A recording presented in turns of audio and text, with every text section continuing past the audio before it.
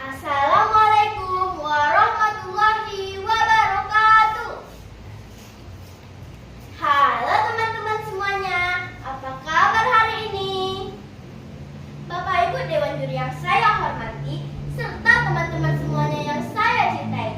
Perkenalkan, nama saya Sabrina Septriasa dari UPT SD Negeri 007 Bangkinang Kota, Kabupaten Kampar. Kali ini saya akan menceritakan sebuah cerita rakyat dari daerah Kampar yang berjudul Si Lancang. Diambil dari buku cerita rakyat Riau dan pengarangnya adalah Sabrur R. Sunardi. Beginilah kisahnya.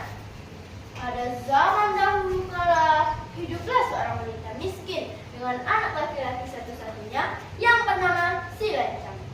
Mereka tinggal di sebuah gubuk reot di sebuah negeri bernama Kampar. Ayahnya Si Lancang telah lama meninggal dunia. Emaknya Lancang bekerja menggarap ladang orang lain. Sementara Si Lancang mengembalakan ternak tetangganya. Mbe, mbe, mbe.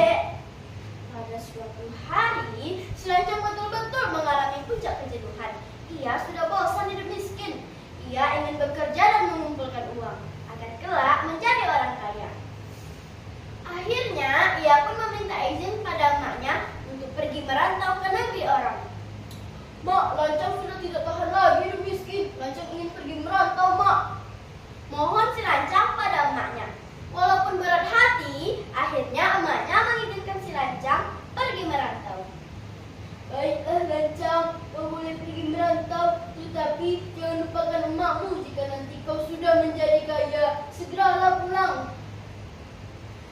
Si Lancang mendekati emaknya dan memeluknya. Janganlah bersedih, Mak. Lancang tidak akan melupakan emak di sini. Jika nanti sudah kaya, Lancang pasti akan pulang, Mak. Emaknya pun berkata, baiklah Lancang, besok pagi-pagi sekali kamu boleh berangkat. Nanti malam, emak akan membikinkan lumbing roda untuk kamu makan di dalam perjalanan nanti. Keesokan harinya, Si Lancang pergi meninggalkan kampung halamannya. Emaknya membekali beberapa bungkus lumping doda makanan kesukaan Si Lancang. Tahun-tahun sudah Si Lancang di rantauan. Akhirnya, ia pun menjadi seorang pedagang kaya. Ia memiliki berpuluh-puluh kapal dagang dan ratusan anak buah.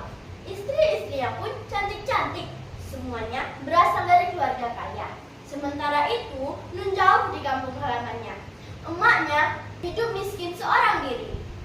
Suatu hari, Si Lancang berkata kepada istri-istrinya bahwa dia akan mengajak mereka ke Andalas. Istri-istrinya pun sangat senang. Mereka membawa beberapa perbekalan, mulai dari makanan hingga alat musik. Mereka juga membawa kain sutra dan aneka perhiasan, emas dan perak, untuk digelarkan di atas kapal agar kesan kemewahan kekayaan Si Lancang semakin tampak. Hingga akhirnya kapal megahnya Si Lancang merapat ke tepi sungai Kampar. Hei, kita sudah sampai! Teriak seorang anak buah kapal Si Lancang. Penduduk di sekitar sungai Kampar berdatangan melihat kapal megahnya Si Lancang. Rupanya sebagian dari mereka masih mengenal wajah Si Lancang. Wah, Si Lancang, rupanya dia sudah menjadi orang kaya, kata guru mengaji Si Lancang. Syukurlah kalau dia masih ingat kampung halamannya ini, kata teman Si Lancang sewaktu dia kecil. Temannya memberitahu kepada emaknya. Betapa senangnya hati emak Lancang saat mendapat kabar anaknya datang. Oh, akhirnya Si Lancang pulang juga. Dia bergegas bangkit dari tidurnya. Tak peduli meski sedang sakit, dengan pakaian yang sudah compang-camping, dia berjalan tertatih-tatih menyambut anak satu-satunya itu di pelabuhan. Dia tidak sabar lagi ingin berjumpa dengan anak satu-satunya.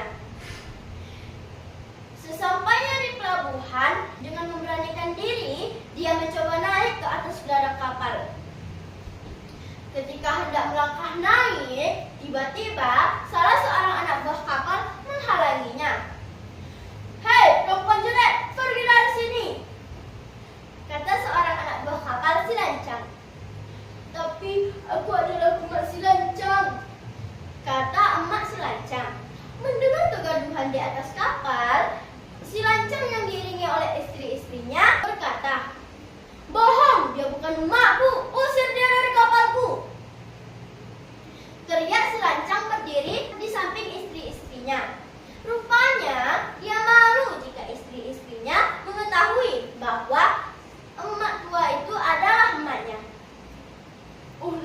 Lancang, anakku, emak sangat merindukanmu nak.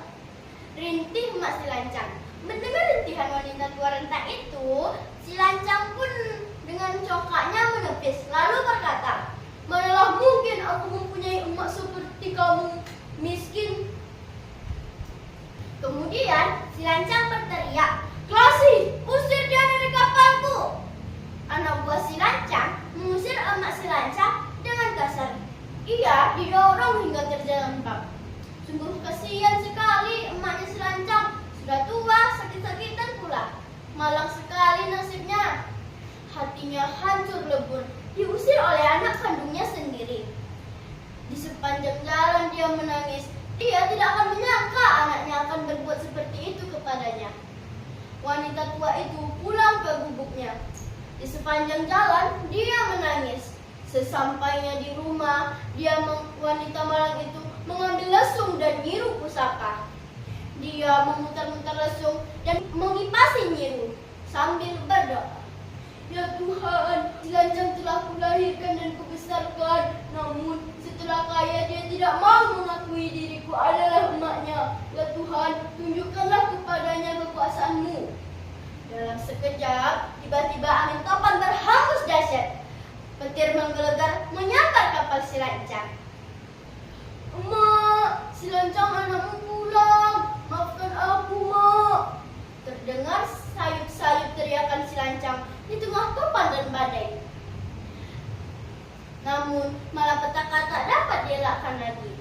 Si Lancang dan istri-istrinya beserta seluruh anak buahnya tenggelam bersama kapal megahnya. Barang-barang yang dibawa kapal si Lancang berhamburan dihempas badai. Kain sutra yang dibawa si Lancang dalam kapalnya melayang-layang.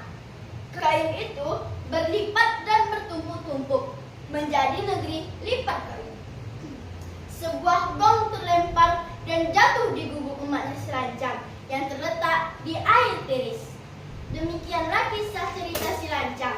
Adapun pesan moral yang dapat kita ambil adalah janganlah kita berbuat durhaka kepada orang tua, karena merekalah yang melahirkan kita dan membesarkan kita.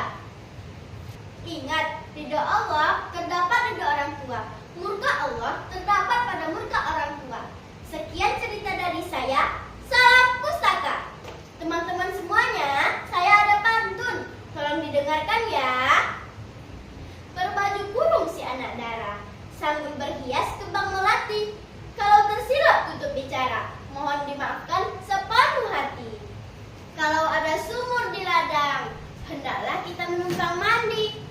Kalau bertaut kasih dan juga sayang, insya Allah di lain masa kita akan bertemu lagi. Wassalamualaikum.